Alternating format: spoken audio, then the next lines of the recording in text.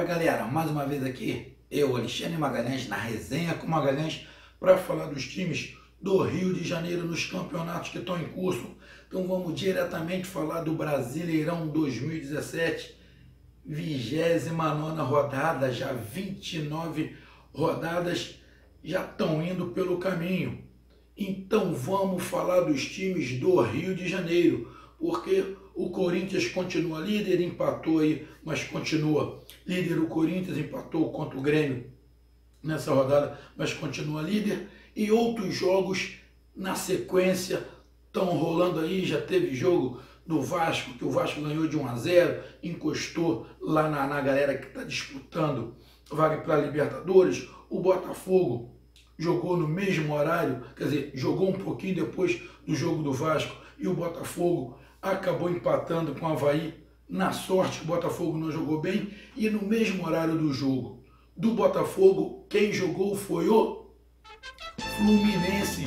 O tricolor das Laranjeiras jogou em casa contra o tricolor do São Paulo, jogou contra o São Paulo. Fluminense e São Paulo no Maracanã, os dois precisando fazer ponto para sair daquela zona incômoda ali, daquele Z4. E o Fluminense jogou em casa e ganhou. Flusão meteu 3-1 no São Paulo, 3-1. Fluminense agora dá um alívio na tabela. E o que eu falei para o Vasco da Gama há 3 rodadas atrás, eu falo para o Fluminense. Há 3 rodadas atrás, o Vasco, alguns falaram, não, o Vasco sonha com a Libertadores. Eu falei, não, o Vasco tem que sair dessa zona aí próximo ao rebaixamento. O Vasco fez 3 vitórias, agora já está lá próximo, podendo brigar sim pela Libertadores. O Fluminense é a mesma coisa. O Fluminense tem que livrar uns 8, 9 pontos de distância para zona de rebaixamento. Aí ele fica mais tranquilo, aí ele vai para as outras partidas mais tranquilo. Com essa vitória, o Fluminense em 3 jogos fez 7 pontos. Se o Fluminense fizer mais 3 pontos, fizer chegar ali a 8, 9 pontos de distância do rebaixamento, fica mais tranquilo e consegue evoluir no trabalho tranquilamente. Mas vamos lá para o jogo falar do Fluminense. Não, calma, torcida tricolor, deixa eu falar do São Paulo primeiro. O que foi o time do São Paulo? O Cavalieri nem suou. O São Paulo não fez nada. A bola perigosa que o São Paulo teve foi a falta do Hernani, que o Cavalieri pulou, mas a bola foi por cima. O gol que o São Paulo fez, o Cavalieri não teve culpa, que bateu no gol e encobriu o Cavalieri. E no finalzinho do segundo tempo, que teve uma cabeçada lá do Rodrigo Caio para fora, mas ele já estava impedido. Fora isso, o que foi o São Paulo? O São Paulo parece que estava um motor a 2 tempos. Jogadores errando muito, jogadores querendo carregar a bola, perdendo. Olha, o time do São Paulo foi bizarro. Se eu tivesse que analisar o time do São Paulo, eu estaria aqui, mas muito pé da vida. O São Paulo não fez nada, absolutamente nada. Foi vergonhoso o time do São Paulo. Vergonhoso.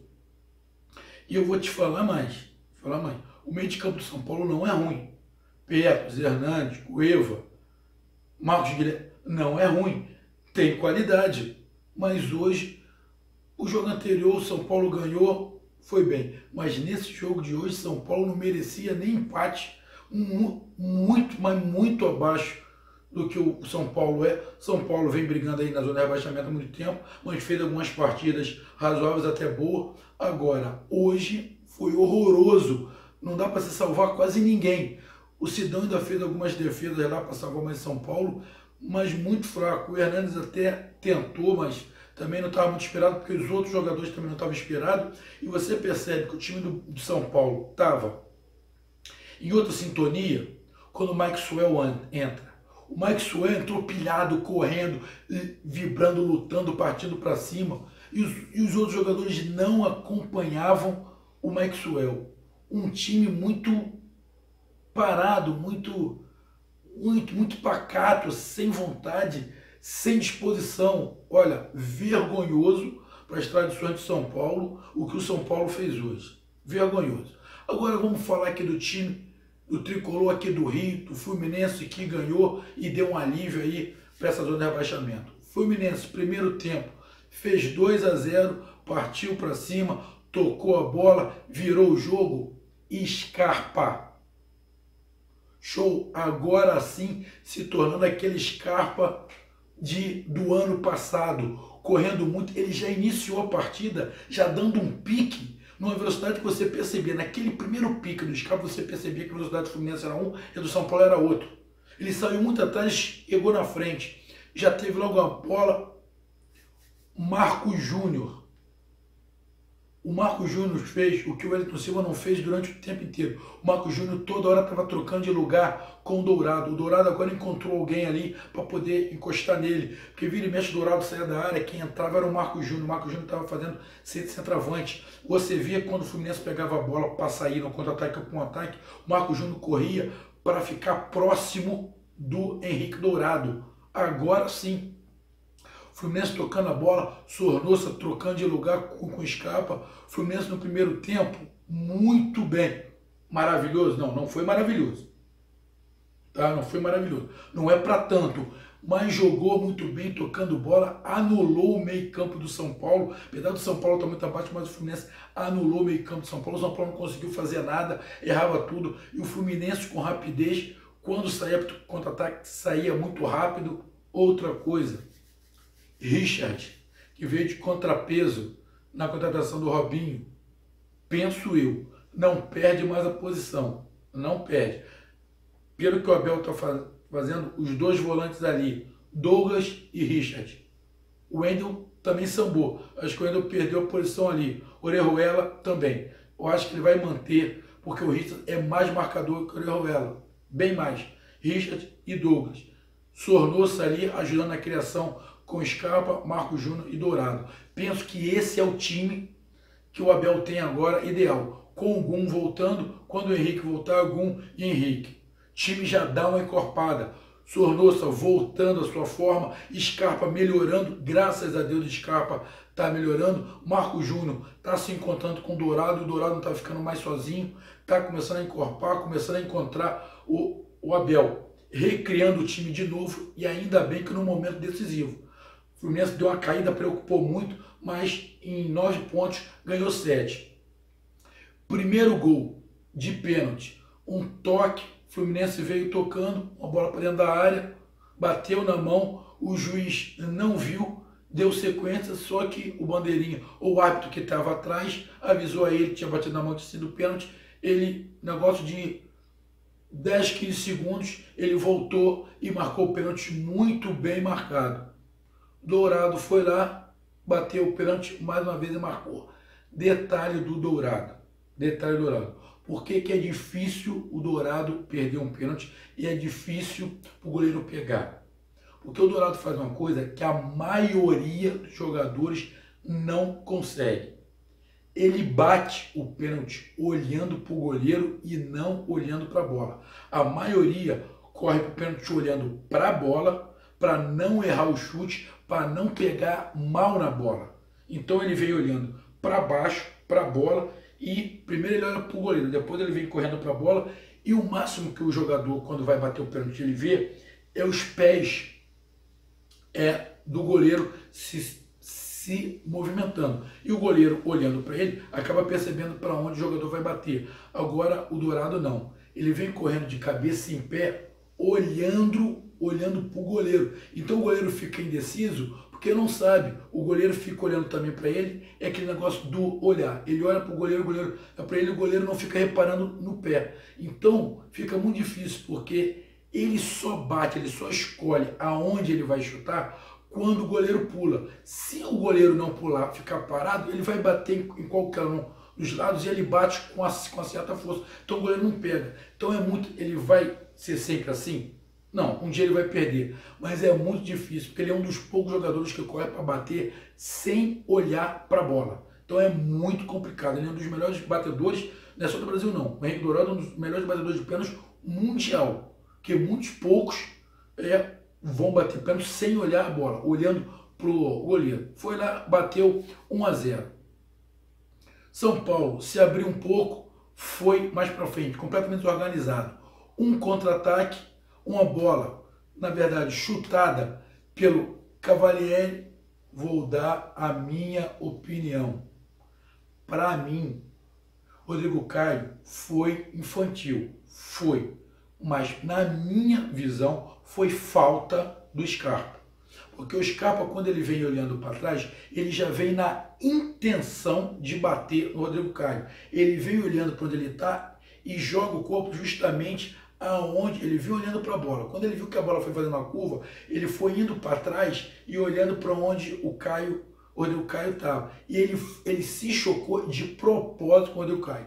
Na minha visão, foi falta. Rodrigo Caio foi infantil? Foi. Faltou experiência? Faltou. Mas para mim foi falta. O juiz não marcou. O Scarpa, como estava muito rápido, na velocidade muito acima dos outros jogadores de São Paulo, que os jogadores de São Paulo pareciam que estavam dormindo, pegou a bola, foi limpa de fundo, cortou para dentro, deu para o Sornosa. Sornosa de chapa, tirou do Sidão 2-0. O segundo gol foi 1 minuto depois do primeiro gol. Aí dá aquela tranquilizada. 2-0 no primeiro tempo. Mesmo assim, o Fluminense continuou tocando a bola. O São Paulo foi um pouquinho mais para cima, mas completamente desorganizado. São Paulo dava muito espaço. O Fluminense poderia ter aproveitado melhor o primeiro tempo. Recuou um pouquinho no final do primeiro tempo, mas isso normal, já estava 2-0. Deu um pouquinho de campo para o São Paulo, mas o São Paulo não soube aproveitar. Foi para o segundo tempo. São Paulo tinha que partir para cima. Por mais que o Fluminense não queira jogar atrás, mas 2-0, o Fluminense foi jogar por uma bola. Agora sim, Fluminense jogar atrás pelo contra-ataque. Aí eu aceito, porque já estava 2-0. Fluminense jogar atrás, vou esperar o São Paulo tocar a bola, pegar uma bola sendo contra-ataque. E o Fluminense teve algumas chances de contra-ataque com o Scarpa e com o Marcos Júnior. E o São Paulo foi tentando, colocou o Maxwell, que deu a correria, tentou, só que aí o Fluminense também, na minha visão, eu não sei qual foi a intenção do Dorival. Ele tirou o Cueva, não vinha jogando bem? Não vinha. Trocou o Cueva. E tirou o Prato e colocou um outro jogador. Só que os dois jogadores que o Dorival colocou são meio de campo. São meio de campo. Aí ele colocou o Maxwell mais ali na frente, com o Marcos Guilherme de centroavante. O Marcos Guilherme com aquele tamanho, todo respeito, pequenininho, só Romário. Romário, Messi, Maradona, tá? Mas dentro da área ali, nenhum desses era comparado ao Romário. E não vai ser o Marcos Guilherme. Pô, tá de brincadeira. Eu não entendi. Na minha opinião, o São Paulo tinha que abrir o jogo, botar jogadores rápidos. Ele botou jogador do meio de campo mais pesado e mais lento. Eu não entendi. Para mim, o Dorival facilitou o trabalho do Fluminense. O São Paulo foi dar pressão, foi para cima, o Fluminense deu perigosamente a bola para o São Paulo e deu campo para São Paulo, veio tocando, o Hernani comandando aquele meio de campo ali. O time do São Paulo melhorou um pouquinho, acordou um pouquinho mais, mas mesmo assim, alguns jogadores do São Paulo muito apáticos, essa é a palavra, alguns jogadores muito apáticos. E o São Paulo foi tentando, e o Fluminense teve algumas oportunidades de saída rápida de bola, mas não aproveitou muito. Foi tentando, São Paulo foi tentando, foi encurralando, até que o Abel fez algumas substituições, tirou o Marcos Júnior, colocou o Robinho, colocou ali o menino Matheus Norton, ali no meio de campo para segurar um pouquinho mais, tirou o Dourado e colocou o Pedro. E num desses contra-ataque rápido pelo lado esquerdo ali, o Robinho, num toque de letra ali do Pedro para o Robinho entrou na área e bizonhamente aquele tal de Arboleda, sei lá, bizonhamente mete a mão nas costas do Robinho e empurra dentro da área. Pô, o time do São Paulo tá de brincadeira. Primeiro Rodrigo Caio infantil, achei que foi falta no Rodrigo Caio no primeiro tempo, mas infantil. Pô, no segundo tempo, o cara dá um empurrão dentro da área. Pô, arrego, hein? Mas assim fica difícil pro Dorival. Pênalti, o Robinho pegou a bola, Abel ficou até desesperado, que não sabia que o Robinho batia pênalti. Queria que quem batesse o pênalti foi o Scarpa, mas o Robinho pegou lá, bateu bem. 3-0 Fluminense. num apagado time do São Paulo, apesar de ter melhorado no segundo tempo, mas pelo fato do Fluminense ter recuado. E assim que saiu a bola, o São Paulo foi para frente, o jogador que o Dorival tinha colocado entrou ali pela direita, sobrou uma bola pela esquerda, ele bateu, ele chutou, a bola bateu no gum, já dentro da área, encobriu o Cavalieri, São Paulo faz 3-1.